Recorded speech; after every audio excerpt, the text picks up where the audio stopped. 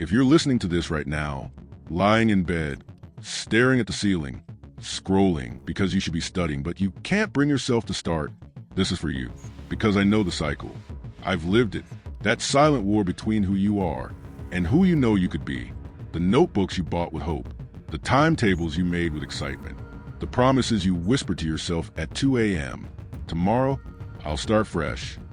But tomorrow came, and the guilt came with it. You're not stupid. You're not lazy.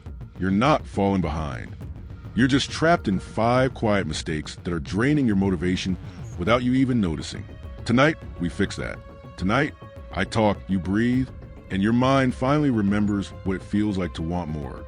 Stay with me, because the first mistake might be the one secretly ruining your life. Mistake 1. You confuse busy with progress. Let me paint a scene. Tell me if this feels familiar. You sit down with your books. You open a chapter. You highlight a sentence. You underline a phrase. You rewrite the same line with prettier handwriting. You feel productive. You feel like you're studying. But deep down, you know you're not moving forward. You're just performing productivity. And here's the brutal truth you've never said out loud. You're more obsessed with looking productive than actually learning. Not because you're dumb, not because you're lazy, but because your brain is addicted to the illusion of progress. Highlighting feels safe. Writing notes feels comforting. It feels like effort without the discomfort of real thinking. But real progress, real learning, it's messy, it's confusing. It makes your brain sweat. It forces you to face what you don't know. Here's why your motivation dies. Your brain expects results, but you feed it routines that don't produce any. Imagine going to gym every day and only taking selfies in the mirror, never lifting a weight, never increasing the reps, never pushing through pain. After a while, your brain gives up because it sees effort with no growth.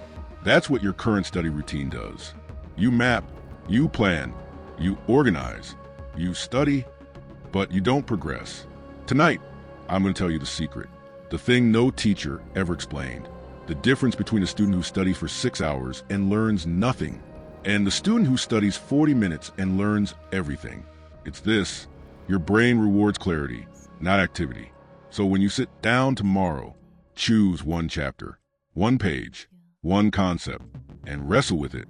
Solve questions, test yourself, struggle, sweat mentally.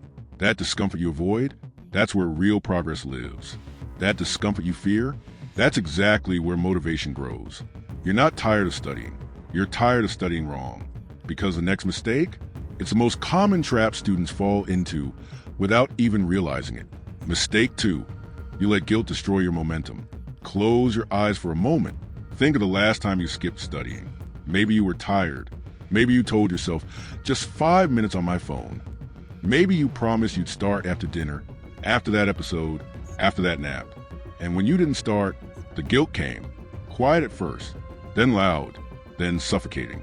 You lay in bed, thinking about how much time you wasted, how far everyone else has gone, how stupid you were for procrastinating, and how you'll fix everything tomorrow. And when tomorrow comes, you wake up heavy. Your brain remembers the guilt, not the goal. You don't feel motivated. You feel ashamed. You don't feel ready to start.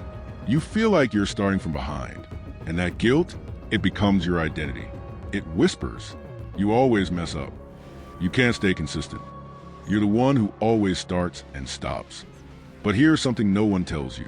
Guilt is not a teacher. Guilt is a prison. It doesn't push you. It paralyzes you.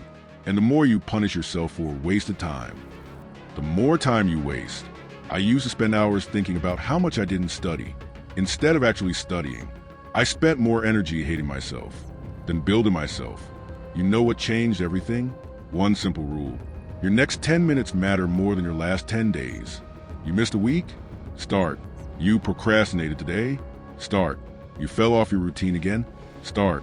Momentum doesn't need perfection. It just needs one honest moment. So breathe. Let the guilt drain out of your body. You don't owe anyone perfection. You only owe yourself effort, because the third mistake is the one responsible for destroying 80% of your motivation without you realizing it. Mistake 3. You study in a way that makes your brain hate studying. Take a deep breath. Really breathe, because this one might sting. You think you lack motivation, but what you really lack is a system your brain actually enjoys.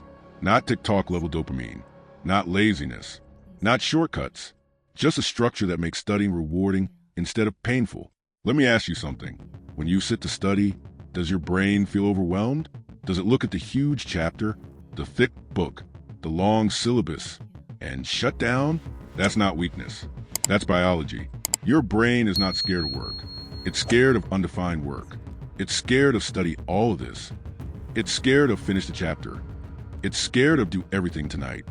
Your motivation dies, not because you're incapable, but because you're trying to swallow the ocean at once.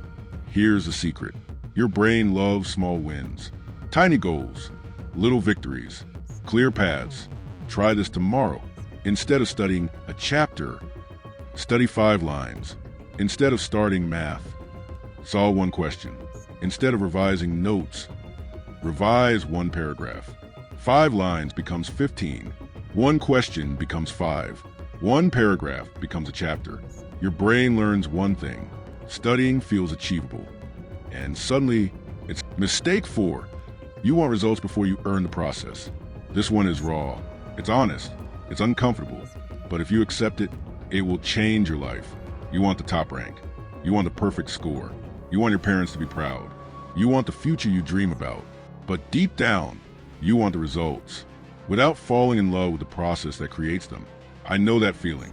Waking up one day with fire, promising yourself the world, studying for hours, feeling unstoppable, and then the next day, your motivation is gone. You feel empty. You feel slow. You feel like a failure. Not because studying is hard, but because you expected passion to carry you every day. It won't. Winners don't rely on passion. They rely on identity. Listen carefully. The student who succeeds is not the one who studies with passion. It's the one who studies with identity. The identity of someone who always shows up, even when tired, even when bored, even when scared. Imagine a runner training for a marathon. They don't wake up every day excited, but they run because that's who they are. Studying is no different. You must become the type of person who studies because that's just who I am now. Not for marks, not for approval, not for comparison, for identity. And when you shift your identity, your results follow like a shadow. And the final mistake is the one silently destroying your confidence. Every single day. Mistake 5. You treat studying as war, not growth. You think studying is punishment, a burden, a torture, a battle you're forced to fight. But listen, studying isn't the enemy. The enemy is the story you build around it. This story. I'm not good enough. I can't focus. I always fall behind. I never stay consistent. When you think this way, your brain resists studying. Not because it's hard, but because every page reminds you of your insecurities. And slowly, you build a belief. I am the problem. But let me tell you something you may have never heard before. You are not the problem. Your environment, your habits, your systems, those are the problem. You are the possibility. Imagine if studying wasn't a war. Imagine if it was a craft, a skill, something you sculpt, shape, sharpen. Studying is not about marks.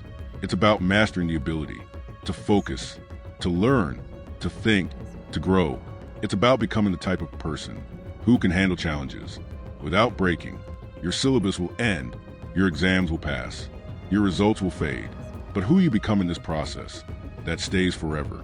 So tonight, as you lie there, as your breathing slows, as your mind softens, I want you to say this quietly.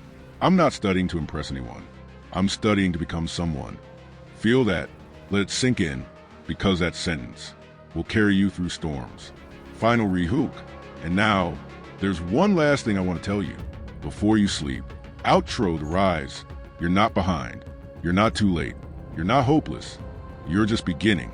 Tomorrow, when you wake up, your books won't feel as heavy. Your doubts won't feel as loud. Because something inside you tonight shifted, softly, quietly, but undeniably. You understand now. Your mistakes weren't failures. They were blind spots. And blind spots disappear the moment you shine light on them. So here's your final promise to yourself. Tomorrow, I move one step, one page, one effort. No guilt, no perfection, just progress. And when you forget, Come back. I'll be right here, talking you forward, reminding you who you are and who you can still become. Sleep now. Your comeback starts in the morning.